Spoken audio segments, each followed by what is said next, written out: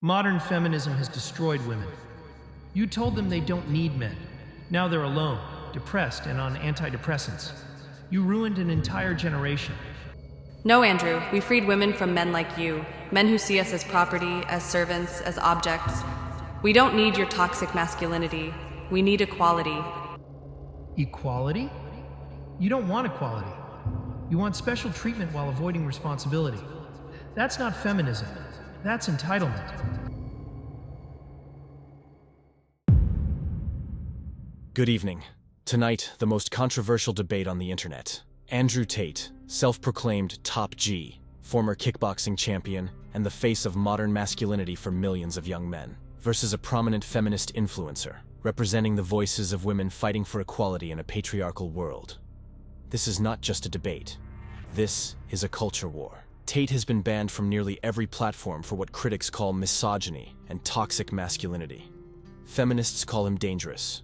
His fans call him a truth teller. For the next 12 minutes, no moderation, no censorship, just raw, unfiltered clash of worldviews. Masculinity versus feminism, tradition versus progress. The gender war begins now.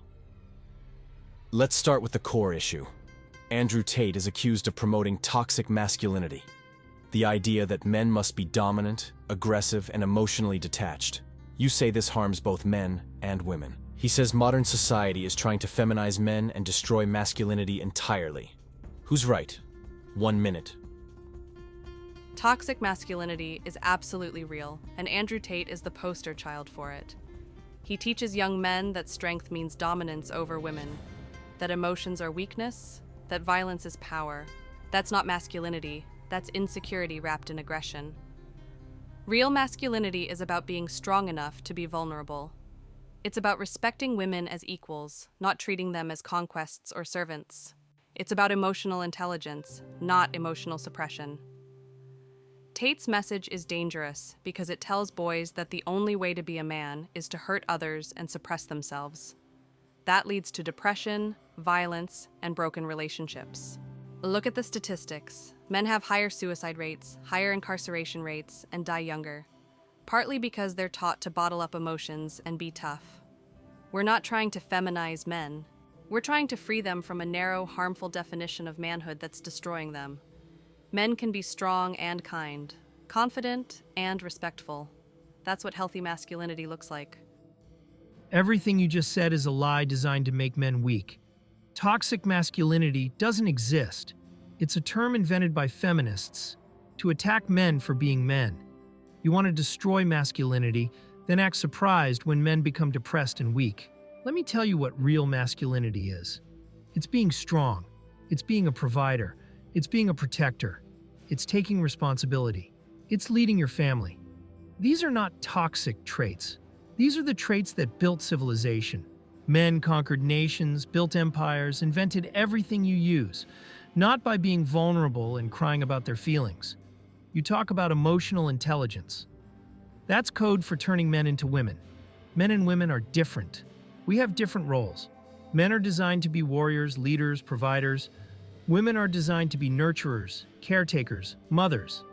That's biology. That's thousands of years of evolution. You can't change that with your woke ideology. And suicide rates? Men kill themselves because modern society tells them they're toxic just for existing. Feminism has destroyed male spaces, male identity, male purpose. You've told men they're not needed. Then you wonder why they're lost. I teach men to be strong again, to build businesses, to make money, to get in shape, to take control of their lives. That's not toxic, that's empowerment. And millions of men are waking up to the truth. The matrix is crumbling. Andrew, women earn approximately 82 cents for every dollar a man earns. Feminists call this the gender pay gap and evidence of systemic discrimination.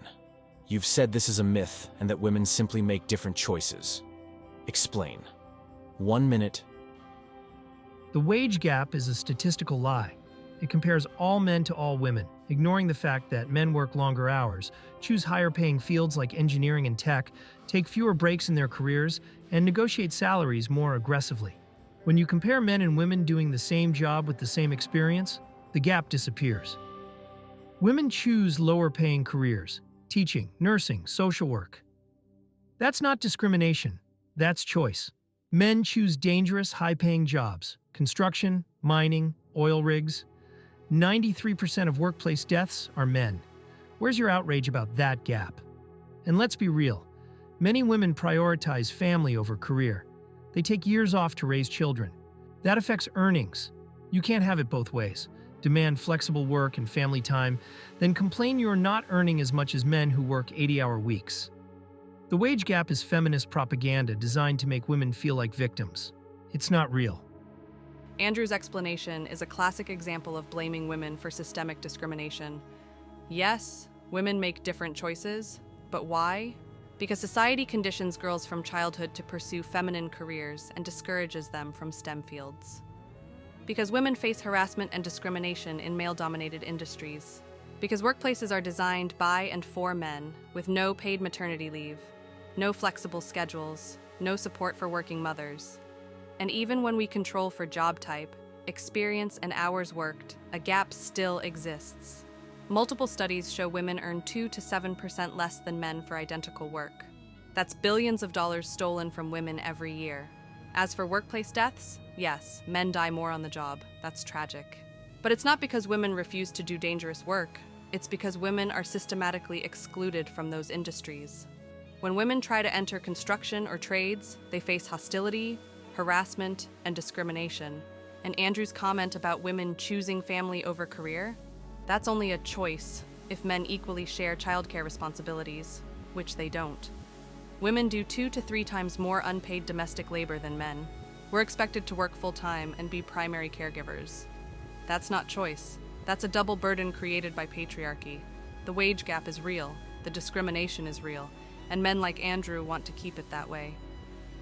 Let's talk about modern dating and relationships. Andrew, you've said that dating apps and platforms like OnlyFans have destroyed traditional relationships and turned women into commodities. Feminists say you're the one treating women as objects. Who's destroying relationships? 1 minute each. Modern dating is broken because feminism told women they don't need men.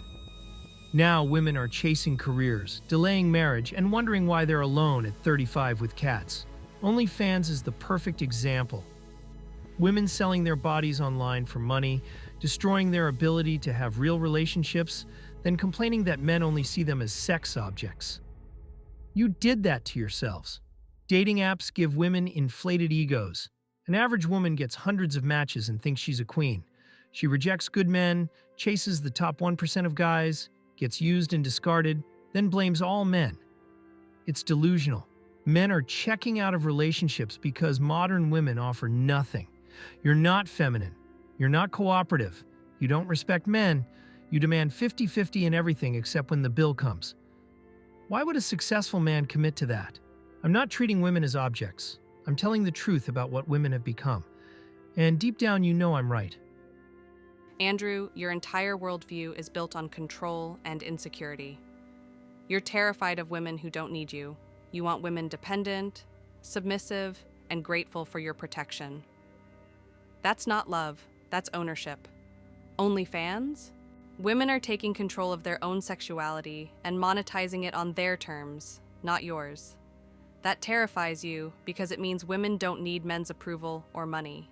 And yes, sex work is work. Women have autonomy over their own bodies. Dating apps didn't inflate women's egos, they gave women options. For the first time in history, women can choose partners based on compatibility, not economic necessity. We're not settling for mediocre men just because society says we should marry by 25. We have standards now. Get over it. And your claim that women offer nothing. We have careers, education, independence. We bring partnership, not servitude. If you think a woman's value is only cooking and sex, that says everything about you, not us. The truth is, men like Andrew are angry because they can't control women anymore. We don't need you to survive. We choose relationships based on love, respect, and equality, not desperation. That's progress, not destruction. Direct exchange. 1 hard question each. Feminist, you begin. Andrew, you've been arrested and charged with human trafficking and rape. Romanian authorities accuse you of running an organized crime group that exploited women. You claim it's a conspiracy. My question is simple. If you respect women so much, why do multiple women accuse you of violence and coercion? Are they all lying? It's a complete setup. The Matrix is trying to silence me because I'm waking up men to the truth. These charges are fabricated. No evidence, no trial, just accusations from women who are paid to lie by powerful people who want me gone. I've never forced any woman to do anything. The women I worked with made their own choices. They were cam girls who made millions. Now they're pretending to be victims because there's money in it. It's disgusting. This is what happens when you challenge the system. They can't debate me, so they try to destroy me. But I'm not going anywhere. The truth will come out, and I'll be vindicated. Meanwhile, millions of men see exactly what's happening. They're trying to silence the one man telling them the truth. My turn. You want equality, right? So when's the last time you asked a man out on a date? When's the last time you paid for dinner? When's the last time you risked rejection? You want equality only when it benefits you. You want men to approach, to pay, to lead, then complain about toxic masculinity. You're a hypocrite. Admit it. I've asked men out. I've paid for dates. I've taken initiative. But you're conflating dating norms with systemic inequality. Yes, some dating traditions are outdated. That doesn't negate the fact that women earn less, face more violence, and have less political power. Your question is a deflection. You're trying to reduce feminism to who pays for dinner to avoid talking about real oppression. Nice try. Final statements, 30 seconds each. Feminist, you begin. Andrew Tate represents everything feminism fights against: control, violence, and the reduction of women to objects. His message is dangerous, especially to young men who don't know better. But here's the truth. The future is equal. Women will not go back to being submissive. We will not accept abuse. And men who embrace equality, real men, will thrive in that world.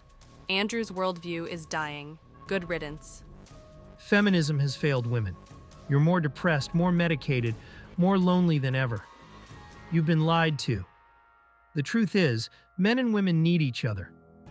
But we need to respect our differences. I'm teaching men to be strong, to build, to lead. That's not toxic. That's survival. The Matrix wants weak men and broken women. I'm fighting for both. Escape the Matrix. Join me.